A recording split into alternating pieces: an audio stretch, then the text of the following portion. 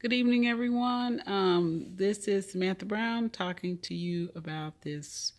complex case at the rather distinguished school, Radcliffe. Um, I think that this is a adaptive leadership challenge due to the fact that it is very complex, difficult to solve, no right or wrong answer, and the principal is going to really have to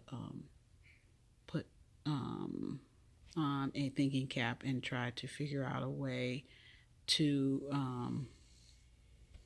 resolve or think outside of the box to resolve this issue that's in the best interest of everyone that's involved. So, who are the major players in this process? Definitely the principal, the teachers, the students, the parents, overall, because they all may are going to have some difficult choices ahead of them, and really have to think of a way to support these young men and getting through this snafu. So, what would you say to Principal Spellman if I was the superintendent?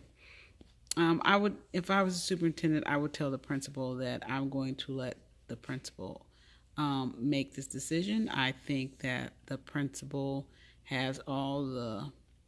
tools and wherewithal to make a sound decision. I think if the principal really puts on, really listens to all the voices, the teachers who are worried about this being breaking the mission of the school and really what the school stands for, or the parents who are really concerned about their students not graduating, or maybe reporting it to the community stakeholders and it becoming a political issue for the school, or the principal who is concerned about the teachers and the students and the reputation of the school, uh, you know, is definitely, um, a major player in making this decision, and that's why I think that the superintendent should just listen to all and take in the information and try to make the best decision for the school. The decisions that the principal should make should be to listen to everyone, listen to the students, listen to the teachers, listen to the parents, listen to the superintendent and the stakeholders, and figure out what would be the a solution. And if you take a look in far ahead, would right now this situation seems insurmountable, but how will what will the impact be on the school as far as equity and excellence, and what would the impact be on the students as far as equity and excellence, and how can you look past today and